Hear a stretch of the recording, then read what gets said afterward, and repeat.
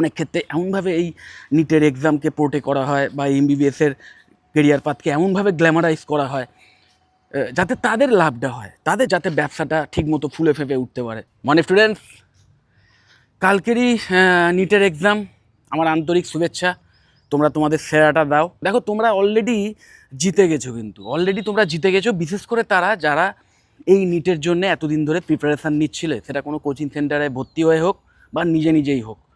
কারণ মাথায় রাখবে, যে কোনো প্রিপারেশান, যে কোনো এক্সামের জন্য প্রিপারেশান, এন্ট্রান্স এক্সামের জন্য হার্ড অ্যান্ড সোল প্রিপারেশান, সেটাই কিন্তু যে কোনো স্টুডেন্টকে না তার অতীতের চেয়ে আরও অনেক বেশি সমৃদ্ধ করে তোলে, অনেক বেশি একটা কম্পিটিটিভ মেন্টালিটিতে নিয়ে আসে, যে মেন্টালিটি আজকের যুগে ভীষণ প্রয়োজন। ওকে, এবং তোমরা অলরেডি আগে যা জানতে তার চেয়ে অনেকটা বেশি জেনে গেছো। ওকে, তো অলরেডি তোমরা জিতে গেছো।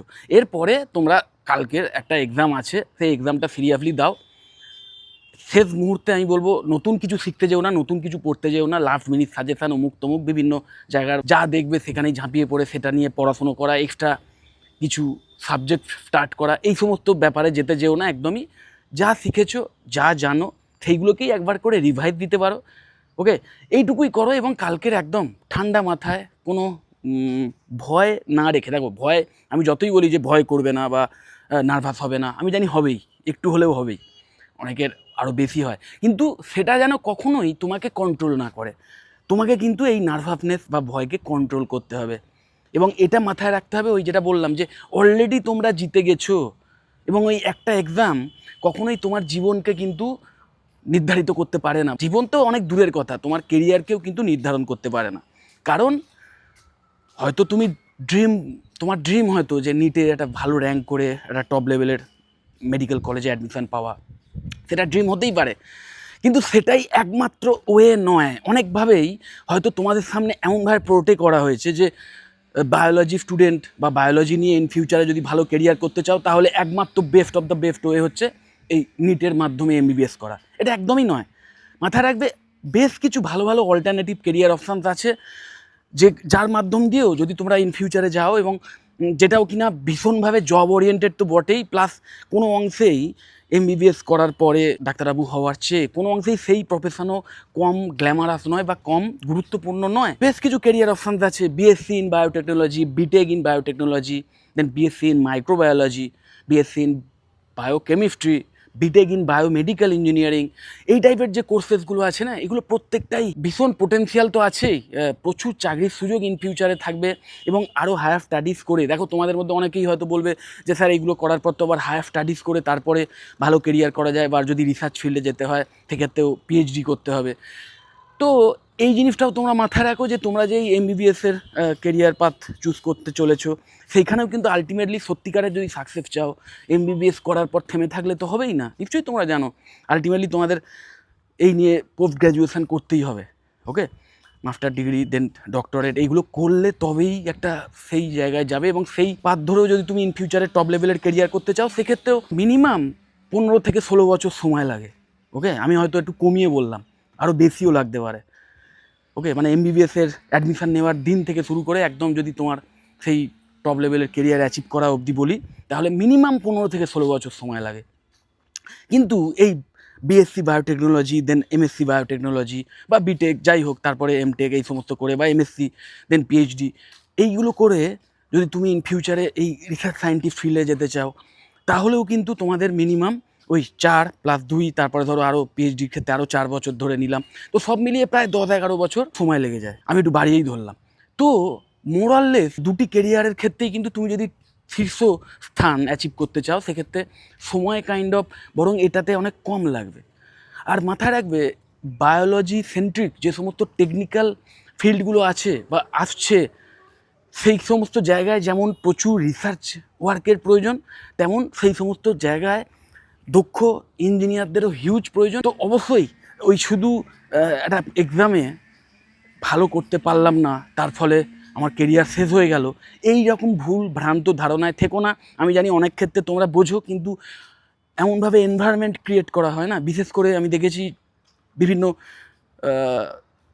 স্বার্থান্বেষী বিভিন্ন সংস্থা, সেই সমস্ত সংস্থা থেকে অনেক ক্ষেত্রে এমনভাবে এই নিটের এক্সামকে পোর্টে করা হয় বা এমবিবিএসের কেরিয়ার পাথকে এমনভাবে গ্ল্যামারাইজ করা হয় যাতে তাদের লাভটা হয়, তাদের যাতে ব্যবসাটা ঠিকমতো ফুলে ফেঁপে উঠতে পারে। কিন্তু আলটিমেটলি তোমরা স্টুডেন্ট, তোমাদের এই ব্যাপারটা বুঝতে হবে যে কখনোই ফিউচারে সাকসেসের জন্য একটা কেরিয়ার পাথ হতে পারে না, একাধিক কেরিয়ার পাথ হয়। এবং তোমরা বায়োলজি স্টুডেন্ট, তোমাদেরও প্রচুর কেরিয়ার পাথ আছে। সেই সমস্ত অল্টারনেটিভ কেরিয়ার পাথগুলো তোমরা অপ্ট করতে পারো, এবং ব্যাকআপ প্ল্যান রেখে দেওয়াটা কখনোই কিন্তু কোনো বোকামোর কাজ নয়। ওকে, কেউ যদি ভাবে যে আমি একটা ব্যাকআপ রেখে দিলাম, তার মানে এই নয় যে সে হেরে গেল। আলটিমেটলি ইন ফিউচারে যারা সাকসেস পায়, তাদের লাইফ যদি তোমরা ভালো করে খতিয়ে দেখো, অনেক ক্ষেত্রেই দেখবে যে তাদেরও বেশ কিছু ব্যাকআপ প্ল্যান ছিল। হয়তো যে ড্রিমটাকে অ্যাচিভ করার জন্য সে এগোচ্ছিল, সেই ড্রিম হয়তো সে কোনো কারণে অ্যাচিভ করতে পারেনি, কিন্তু তখন সে ভেঙে না পড়ে তার অল্টারনেটিভ যে পাথগুলো সেইটাকে চুজ করেই যখন এগিয়েছে, হয়তো আরও টপ লেভেলে চলে গেছে, আরও বেটার জায়গায় যেতে চলে গেছে। যে কেরিয়ার পাথ তার ড্রিম ছিল, তার চেয়েও টপ লেভেলের কেরিয়ার সে অ্যাচিভ করেছে। তো ব্যাকআপ প্ল্যান রেখে দেওয়াটা বুদ্ধিমানের কাজ, স্মার্ট একটা ওয়ার্ক। ওকে, এটা কোনো বোকামোর কাজ নয়, বা কোনো ওই যে আমি হার মেনে নিলাম এরম টাইপের ব্যাপার নয়। হার মেনে নেওয়া মানে তো পুরোপুরি কোনো কিছু চেষ্টা না করা। তুমি অলরেডি জিতে গেছো, অলরেডি এতদিন ধরে তুমি এই নিটের জন্য প্রিপারেশান নিচ্ছিলে, এত নতুন জিনিস শিখেছো, প্র্যাকটিস করেছো একটা কম্পিটিটিভ এক্সামে কীভাবে নিজেকে তৈরি করা যায় তার জন্য যে প্রিপারেশান, সেটাও করেছো, যার ফলে তোমরা অলরেডি বলছি যেটা, যে তোমরা অলরেডি জিতে গেছো। ওকে, অলরেডি সমৃদ্ধ হয়ে উঠেছো। সো তোমরা অলরেডি এফর্ট দেখিয়েছো। সো এবার একটা এক্সাম, সেই এক্সামে কোনো কারণে যদি ভালো নাও হয়, যদি তোমাদের কাঙ্ক্ষিত তোমাদের ডিগ্রি, সেই ডিগ্রিটা করার সুযোগ যদি নাও পাও, অল্টারনেটিভ কেরিয়ার অপশানসগুলোর কথা ভাবো। কারণ সেই সমস্ত কেরিয়ারেও যেতে গেলে কিন্তু তোমাদের এই যে নলেজ তোমরা অলরেডি বিল্ড করলে, এক্সট্রা যে এফর্টটা দিলে, যে পরিশ্রমটা করলে, সেই পরিশ্রম কিন্তু বৃথা যাবে না। কারণ সেই নলেজ কিন্তু, এই বায়োলজি সেন্ট্রিক নলেজ কিন্তু ওই সমস্ত কেরিয়ারেও তোমাদের কাজে লেগে যাবে। ওকে, যাই হোক, বেস্ট অফ উইসেস। আবার বলছি, যেটুকু জানো সেই ওয়াইজ এক্সাম দাও, এবং সবসময়তেই ওই যে কোশ্চেনগুলো বেশি ইজিয়ার মনে হবে সেগুলো আগে অ্যাটেম্প করবে। কখনোই কোনো টাফ কোশ্চেন দেখে সেটার ওপর বেশি সময় নষ্ট করো না। আগে ইজিয়ার যেগুলো একদম পারছো সেগুলোকে আগে সলভ করবে, দেন টাফ যে কোশ্চেন সেইগুলোতে হাত দেবে। যাই হোক, এই টাইপের পরামর্শ তো তোমরা অলরেডি সবাই পেয়েছো। যাই হোক, আমি যে কটা কথা বললাম তার আগে, এগুলো কিন্তু ইটারনাল সত্য। এগুলো যে কোনো এক্সামের ক্ষেত্রে, যে কোনো এন্ট্রান্স এক্সাম, যে কোনো লাইফের পরিস্থিতিতে অ্যাডভার্স সিচুয়েশানে পড়লে এটাই আলটিমেট সত্য, যে কোনো রাস্তা দিয়ে যেতে গিয়ে যদি বাধাপ্রাপ্ত হও, তাহলে চেষ্টা করবে যাতে সেই বাধা সরিয়ে যাওয়া যায়। যদি না যেতে পারো, যদি বোঝো যে না কখনোই সম্ভব নয়, তাহলে জাস্ট সেই রাস্তা থেকে একটু পিছিয়ে এসে অন্য রুট ফলো করে আবার যেতে হয়। সাকসেসের প্রচুর রাস্তা আছে। ওকে, যাই হোক, যদি এই অল্টারনেটিভ কেরিয়ার পাথগুলো নিয়ে কোনো প্রশ্ন থাকে, বা কোনো মেডিকেল কলেজ সম্পর্কে কোনো ইনফরমেশান চাও আমার থেকে, ফিউচারে কাউন্সেলিং রিলেটেড যদি কোনো টিপসের প্রয়োজন হয়, তাহলে অবশ্যই আমাকে ডাইরেক্ট কল বা হোয়াটসঅ্যাপ করতে পারো। আমি তোমাদের কমপ্লিট ইনফরমেশান দিয়ে দেবো। যদি মনে হয় ভিডিওটা হেল্পফুল, অবশ্যই লাইক করো। চ্যানেলটা যদি সাবস্ক্রাইব না করে থাকো, এক্ষুনি সাবস্ক্রাইব করো, আর ভিডিও যত বড় শেয়ার করে দিও। টাটা।